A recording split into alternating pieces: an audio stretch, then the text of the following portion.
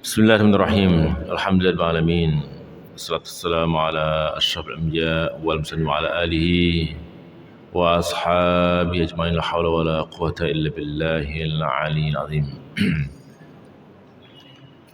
Kembali kita bersyukur kepada Allah Subhanahu wa taala karena memang Allah selalu memberikan nikmatnya, ma'unahnya dan karunia-Nya kepada kita semuanya. Di pagi hari ini Allah berikan suasana di mana memungkinkan kita semuanya untuk taqarrub dengan salat kita, dengan zikir kita, doa kita dan langkah kita menuju tempat yang mulia ini. Semoga semuanya maqbul indahu subhanahu wa ta'ala. Amin amin ya rabbal alamin. Jamaah subhanallah. Saat ini kita melihat ada perhelatan besar, yaitu adalah Piala Dunia. Ya, Piala Dunia. Nggak tahu apakah semuanya juga memperhatikan Piala Dunia ini. Setidaknya saya melihat kabar-kabarnya bukan pada pertandingannya, tapi adalah hal-hal yang justru membarengi atau hikmah-hikmah di balik adanya perhelatan akbar itu berada di Qatar.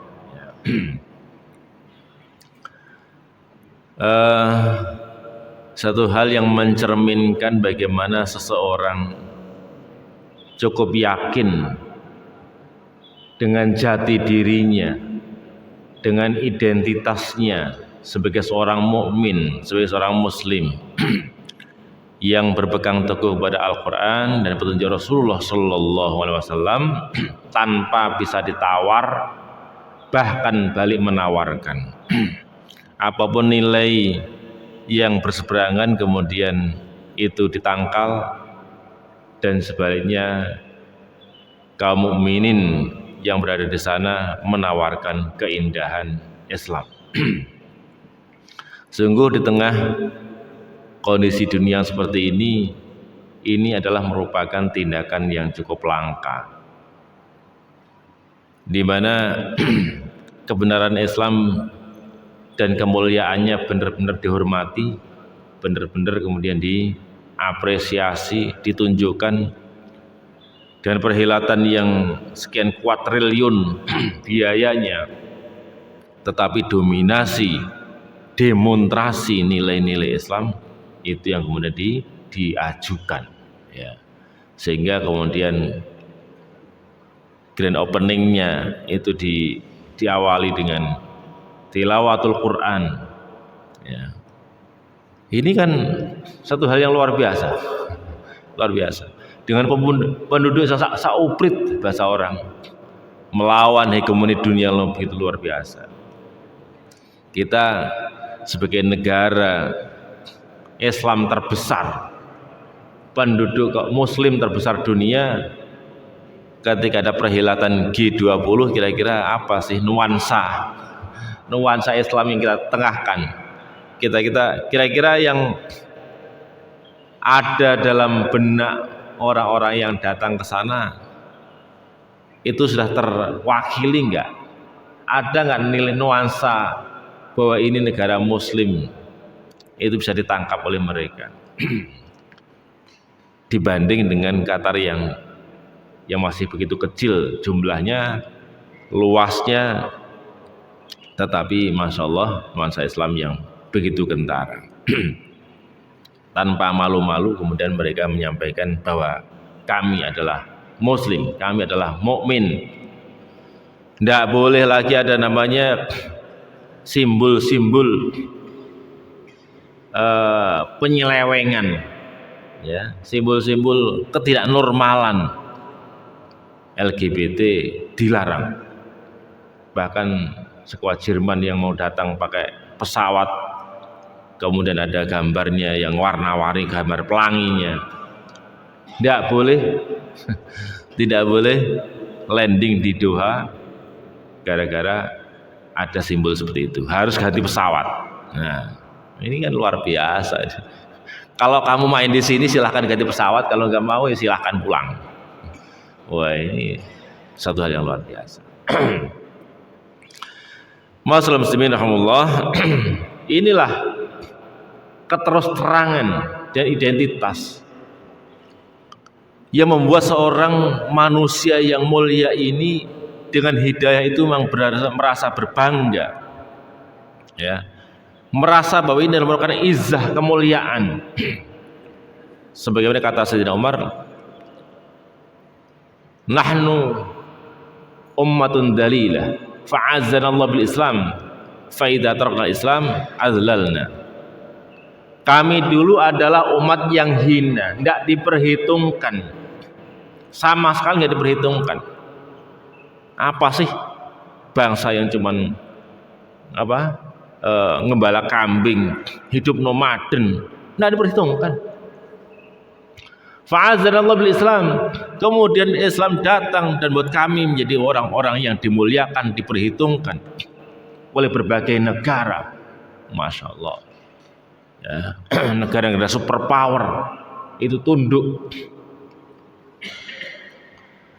Nah, jika kemudian kita tinggalkan Islam ini, kita akan kembali menjadi orang-orang yang hina, karena Islam itulah yang membuat kita memiliki izzah, memiliki kemuliaan, memiliki kehebatan. Itulah Sayyidina Umar yang mewarisi bagaimana Rasulullah SAW memiliki izzah yang begitu kuat, walaupun masih dalam kondisi beliau di Madinah belum kuat, ekonomi belum kuat, ya, tentara belum banyak, karena Rasulullah itu wafat, kaum muslimin baru berjumlah 114.000, ya, 114.000. Tetapi itu telah menggetarkan dunia. Bahkan beliau mengirim surat kepada Heraklius, itu adalah raja Romawi. Beliau tulis dengan tulisan yang membuat Heraklius benar-benar merasa baru kali ini dapat surat yang begitu aneh. Biasanya surat itu kalau ke raja itu didahului dengan menyebut nama raja, dengan pangkatnya, dengan pujian-pujian yang begitu banyak. Tapi suratnya Rasulullah itu hal yang luar biasa. Bismillahirrahmanirrahim. Min Muhammadin Abdullahi wa Rasul. Min Muhammadin Abdullahi wa Rasul. Bismillahirrahmanirrahim. Min Muhammadin Abdullahi wa Rasul. Ad'uka bi da'watil Islam. Aslim taslam yu'tikallahu ajraka marratain. Fa in tawallaita fa inna ma'alaika ismul arisiyin. Singkat tapi tajam, terus terang, menunjukkan bahwa beliau adalah orang yang memiliki izzah, yang memiliki nilai kemuliaan diri, setidaknya merasa setara, raja tetap manusia. Bismillahirrahmanirrahim. Dari Muhammad, hamba Allah dan Rasulnya, ya, beliau katakan, ad'uka bi da'watil Islam. Aku menyeru kamu, mengajak kamu dengan dakwah Islam. Masuklah ke dalam Islam, maka kamu akan selamat dan Allah akan berikan kamu dua kali lipat pahala, atau pahala 2 kali lipat. Karena dengan kamu masuk Islam, maka rakyatmu semua akan masuk Islam dan kamu dapat pahala yang berlipat-lipat. Tetapi fa in tawallaita, jika kamu berpaling, enggak mau, ya, fa inna ma'alika ajru ismul arisin. Jika kamu enggak mau, maka kamu akan mendapatkan dosa karena menghalangi dakwah, menghalangi orang untuk bisa menerima rahmat Allah SWT, menghalangi orang untuk dapat petunjuk. Kamu akan dapat dosa yang berlipat pula, gara-gara kamu enggak mau. Kemudian rakyat Romawi juga akan menolak Islam. Sudah selesai, ya, suratnya Rasul selesai. Ini Masya Allah, ini kalau orang tidak punya nggak punya izzah diri, ya, kemuliaan diri yang begitu luar biasa, nggak mungkin akan bisa nulis surat dalam kondisi singkat itu. Kaum muslimin rahimakumullah, Islam yang dirasakan oleh Rasulullah, yang dirasakan oleh para sahabat, itu benar-benar Islam yang mencerahkan. Mereka merasakan betul bahwa Islam ini membuat hidup mereka dari kehinaan menjadi kemuliaan, merasa ada sesuatu yang baru, ada mutiara-mutiara di situ. Ya. Sehingga ketika menawarkan itu menawarkan tanpa ada rasa malu, tanpa ada keraguan. Ya. Sehingga Allah Subhanahu wa taala mengatakan, ud'u ila sabili rabbika bil hikmati wal mau'izatil hasanah wajadilhum billati hiya ahsan inna rabbaka huwa a'lamu man dhalla an sabilihi wa huwa a'lamu bil muhtadin. Serulah ke jalan Tuhanmu. Memang itu perintah Allah, kita untuk menyeru, untuk mengajak-ajak siapa saja yang kita ajak, yang orang kita kenal, kita kenal kerabat kita, tangga kita, siapapun. Ila sabili rabbika, ke jalan Tuhanmu, ya. Jalan kebenaran dalam bidang akidah, kebenaran dalam bidang muamalah, dalam bidang ibadah, dalam bidang politik, dalam bidang akhlak.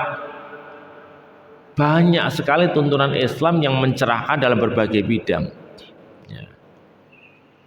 Masalahnya, sudahkah kita merasakan betul bahwa ini adalah sesuatu yang mulia? Coba kita bandingkan. Kalau kita pegang emas, ya, ini ada tulisannya 24 karat. Kira-kira kita malu gak datang ke toko emas menawarkan untuk menjual emas itu? Ragu nggak kita tuh? Kita bawa emas itu ke toko emas untuk kita jual. Ragu nggak kita kalau bawa dinar itu kemudian kita tawarkan, atau rupiah cetakan terbaru untuk beli sesuatu? Kita nggak ragu. Apalagi kalau dompetnya tebel, pede kita masuk mall, masuk apa, pede. Ya. Mau ngasih orang langsung plek, pede kita. Ya. Kalau kita punya madu asli dan kita rasakan bahwa ini adalah madu yang rasanya enak, ragu nggak ini kita hadiahkan kepada kerabat kita, orang yang sedang sakit, orang sehat? Saya yakin tanpa keraguan kita untuk memberikan itu semuanya ke semua orang. Bahkan kita cerita-cerita kepada mereka, madu ini rasanya enak, diminum anget, ya, di badan sehat. Begitu pula kalau kita dapat obat, sakit dapat obat, dan kita alhamdulillah sembuh gara-gara minum obat itu, dengan wasilah minum obat itu. Apa yang kemudian akan kita ceritakan?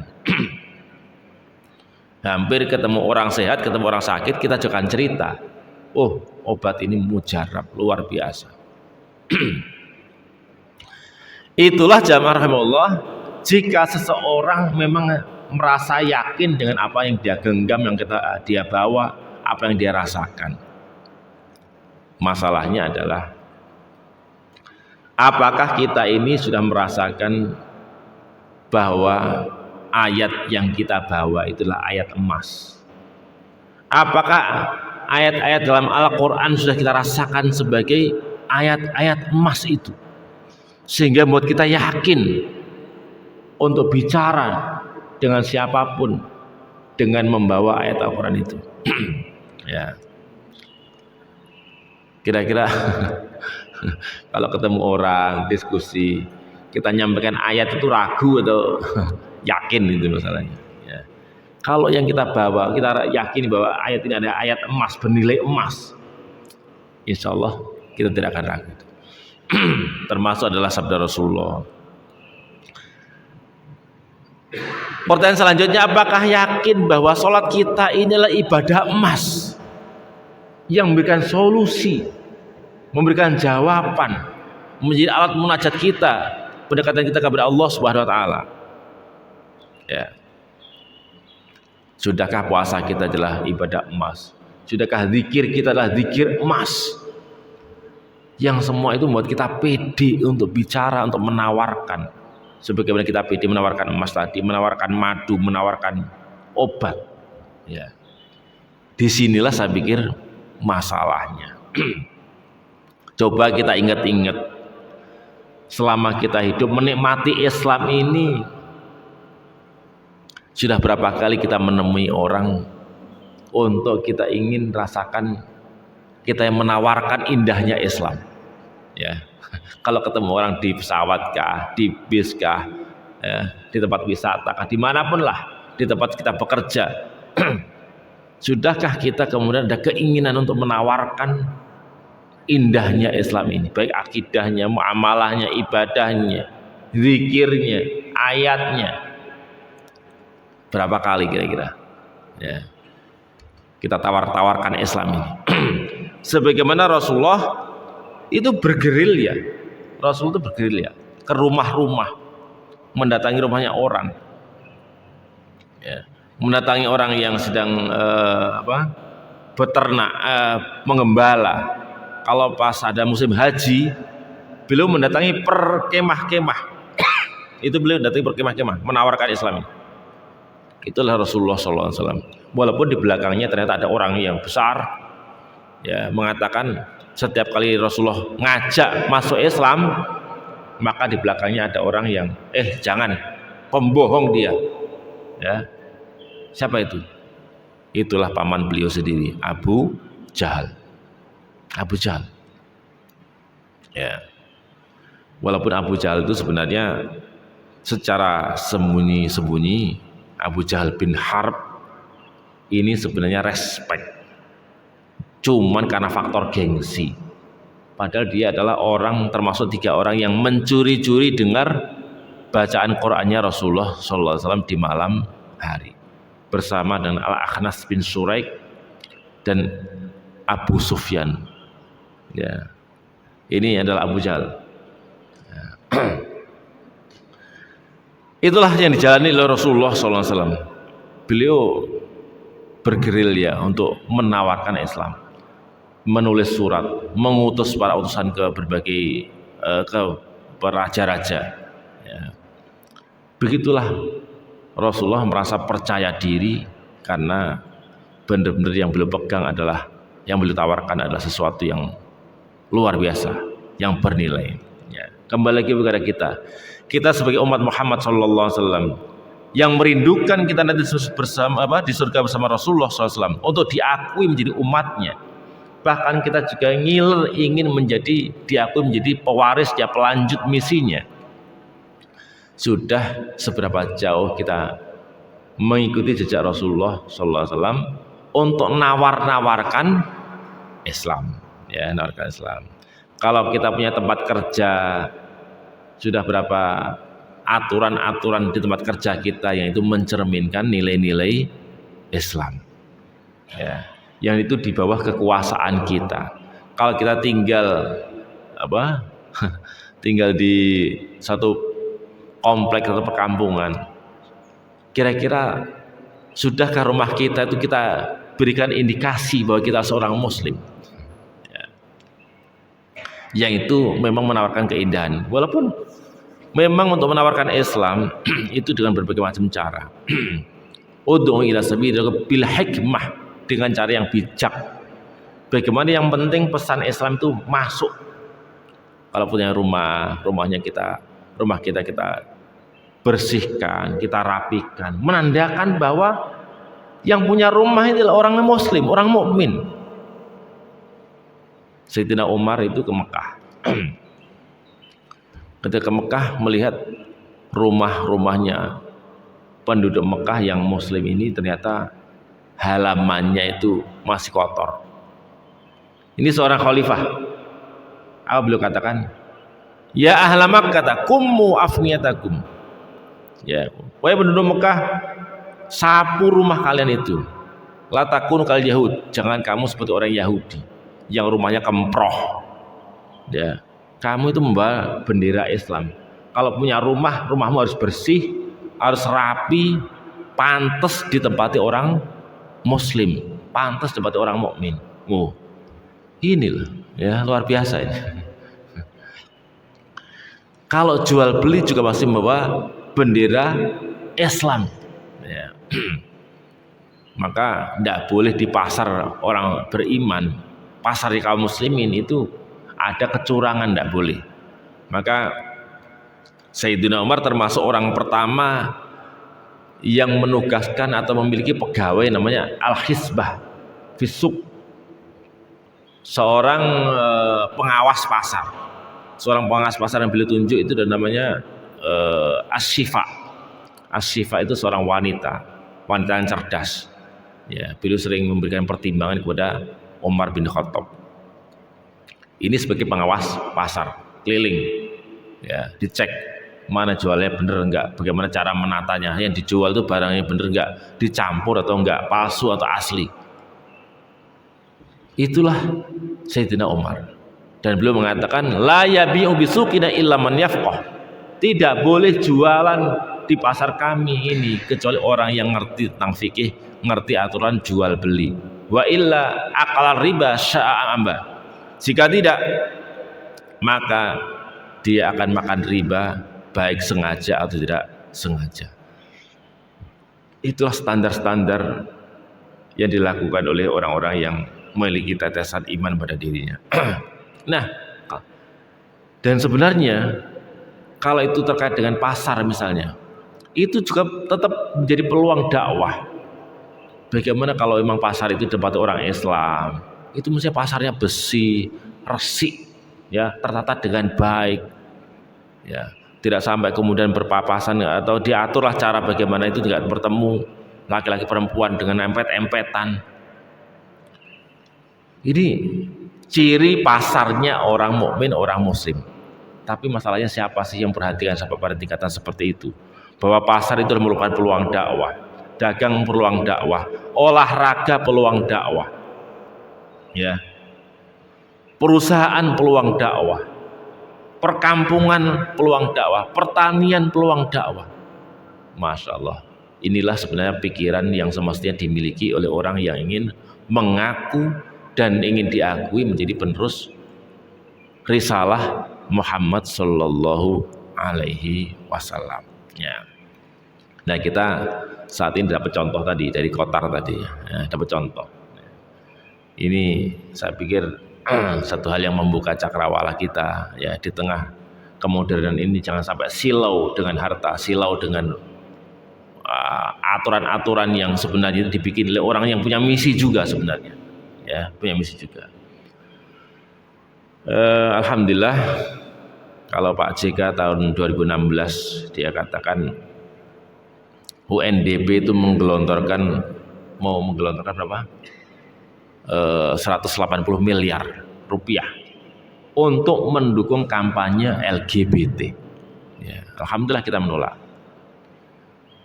Kemarin kita juga berhasil menolak siapa tuh namanya? duta LGBT Amerika yang mau datang, akhirnya gagal itu, ya, gagal ke Indonesia. Ya, ini berarti masih ada dhamir, masih ada perasaan nama Islam yang dipertahankan. Ya, itu perlu kita perkuat yang seperti ini. Selain menolak, tapi kita harus menunjukkan mana model-model keindahan, bagaimana berpolitik yang santun, itu bisa kita tunjukkan di negara kita. Ya, bagaimana kita menjadi pejabat yang cukup amanah, ya, di negeri muslim ini. Kita tunjukkan lebih daripada Jepang lah. Kalau Jepang itu keliru ditraktir sekian, ya, sekian dolar, kemudian ketahuan langsung mengundurkan diri, ya. Di Indonesia kita sudah belum ada seperti itu, ya. Sampai ketahuan sekian triliun, sekian, anteng aja.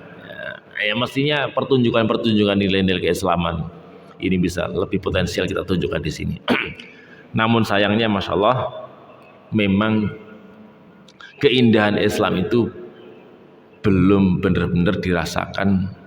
Ya, kalau formalitasnya berislam, formalitasnya ibadah Islam sudah banyak dilakukan, tetapi kenikmatan yang sejati sehingga membuat seorang yakin untuk menawarkan, tampaknya itu belum kita miliki dengan baik. Jamaah subhanallah, Rasulullah sallallahu alaihi wasallam juga bersabda, man da'a ila khairin falahu ajruha. Ya, gini, biar tidak salah. Man da'a ila hudan kana lahu minal ajri mithlu ujuri man tabi'ahu. la yanqusu dzalika min ujurihim syai'an wa man da'a ila dhalatin kana 'alimil ismi mithlu asam man tabi'ahu la yanqusu dzalika min asamim syai'a. Man barang siapa da'a ila hudan yang menyeru kepada petunjuk menyeru kepada petunjuk bidang akidah kah, ibadah kah, akhlak kah sebagainya, kana lahu minal ajri mithlu ujuri man tabi'ahu, maka dia akan mendapatkan pahala sebenarnya pahala orang yang mengikutinya. Kita kalau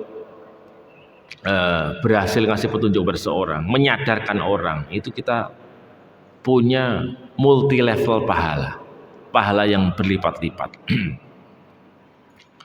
Makanya sebenarnya kita sangat iri kepada orang-orang yang ngajar TPA, ya kan?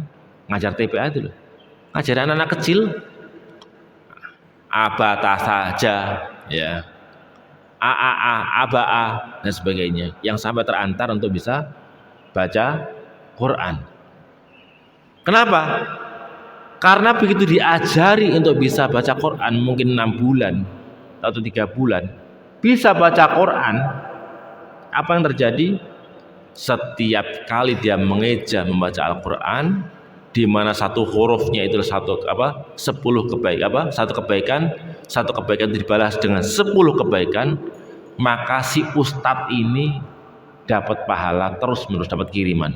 Itu kalau diajari 1 orang, kalau 2 orang, kalau 3 orang, kalau kemudian dia terantar menjadi hafid, tiap hari baca 1 juz, 5 juz, masya Allah, ini ustadz pengajar TPA, karena dia menjadi perantara sampainya petunjuk itu, ilmu itu kepada seorang, maka pahalanya berlipat-lipat yang luar biasa. Ya, kita sholat sehari berapa kali? Sholat wajibnya cuma 5 kali. Bisa nggak kita lipatkan sholat wajib kita? Ya kalau kita sholat lagi kan nggak mungkin. Sholat subuh, kita mau sholat subuh 5 kali, mana ada? Sekali sudah selesai. Bagaimana kita melipatkan? Orang yang kaya bisa bangun masjid. Kemudian di masjid itu dia akan banyak orang yang sholat. Yang sholat subuh 50 orang. Berarti dia sendiri sholat ditambah dengan pahala orang yang sholat tadi 50 orang. Masya Allah. Itu berlangsung sehari, 2 hari, sepekan, bertahun-tahun. Masya Allah. Dapat kiriman pahala yang luar biasa. Kalau sholat sendiri gak mungkin dilipat gandakan, belum banyak modal untuk bikin masjid, terus bagaimana kita melipat gandakan? Kita juga bisa berinisiatif ngajak-ngajak orang, hanya sebagai broker pembangunan masjid, penawar pembangunan masjid di daerah-daerah tertentu yang dibutuhkan. Kalau terbangun gara-gara kita ngajak, walaupun modal kita minim, misalnya kalau masjid itu butuh 1 miliar, kita hanya urunan 1 juta, kita hanya sebagai broker untuk ngajak orang berkontribusi, sama saja bahwa kita seakan-akan bangun masjid itu, karena kitalah menjadi inisiatornya, menjadi pencetus idenya. Bahkan di masjid itu nanti juga akan ada TK lagi, ngajari Quran lagi, ngajari sholat. Masya Allah.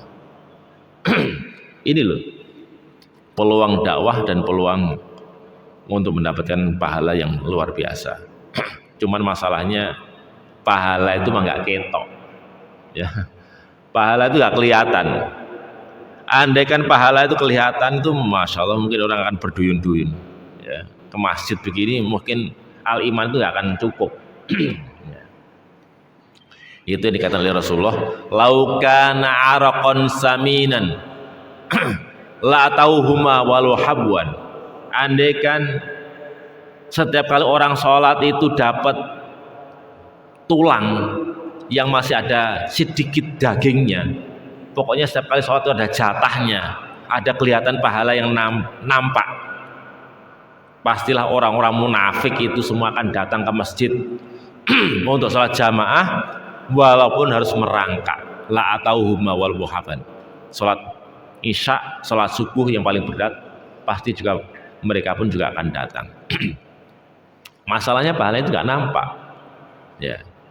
Masalah nggak nampak. Tapi justru karena itulah keyakinan itu atau iman itu ada.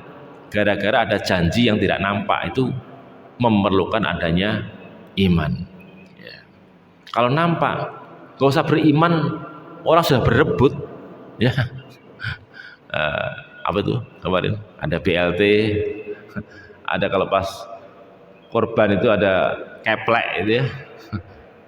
Walaupun itu daging sekilo, setengah kilo, orang rela ngantri walaupun sama sekian kilo, sekian panjangnya ngantri rela. Karena nampak itu. Pembagian zakat, siapa dulu Pak? Kiai Sukri ya. Pak Haji Sukri yang di Pesuruan itu ya. Orang ngantri mulai jam 1 malam sampai keinjek-injek. Uang 30.000, 50.000, rela. Karena nampak. Nggak perlu beriman udah langsung. Tapi ini masalahnya pahala Allah memang harus melalui ujian, yaitu adalah keimanan, keyakinan atas informasi Allah dan informasi Rasulullah Shallallahu Alaihi Wasallam. Termasuk soft yang pertama, soft pertama ini. Ya. Rasulullah katakan, "Lau ya'lamun nas ma fis soffil awal, lastabaqu ilaihi, wa illam yajidu illa yastahimu lastahamu." Andai kan orang itu yakin, bahkan enggak cuma yakin, Allah tampakkan pahala orang yang menempati soft yang pertama ini, ya. Kemudian pastilah manusia akan berebut. Jikapun mereka harus melakukan undian, pasti akan mereka lakukan untuk berebut soft yang pertama ini, soft Masjid Al Iman yang pertama ini. Ya, dan semua masjid yang lain. Pasti mereka akan berebut, bahkan kalaupun harus melakukan undian, karena saking berebutnya. Masalahnya nggak ketok, masalah nggak nampak, termasuk pahala dakwah itu nggak nampak, sehingga orang biasa-biasa saja, ya. Yes, monggo malah yang pertama monggo jenengan aja. Padahal mestinya padahal itu dalam bahasa syariah al-isaru fil qurbi makruh, mendahulukan orang lain dalam hal ibadah itu makruh.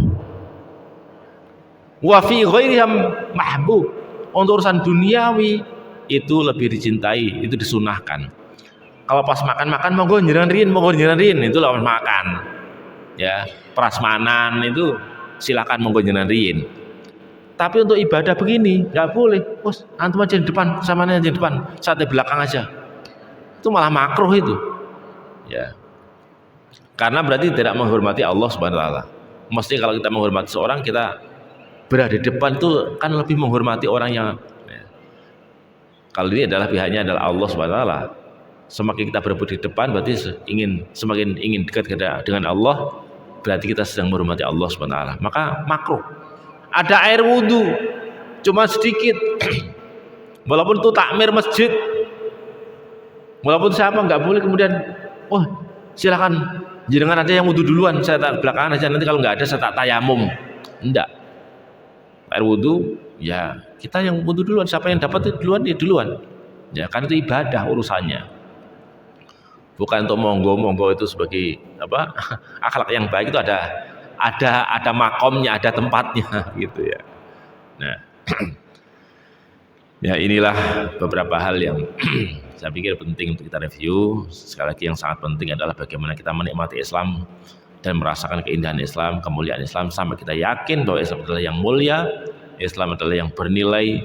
Seyakin kalau kita pegang emas, seyakin kalau kita pegang obat yang begitu mujarab, seyakin kalau kita pegang apa? Madu yang begitu yang sangat asli, yang tulen, sehingga kita tidak malu untuk mendakwahkan dan menawarkan Islam ini kepada siapapun, ya siapapun.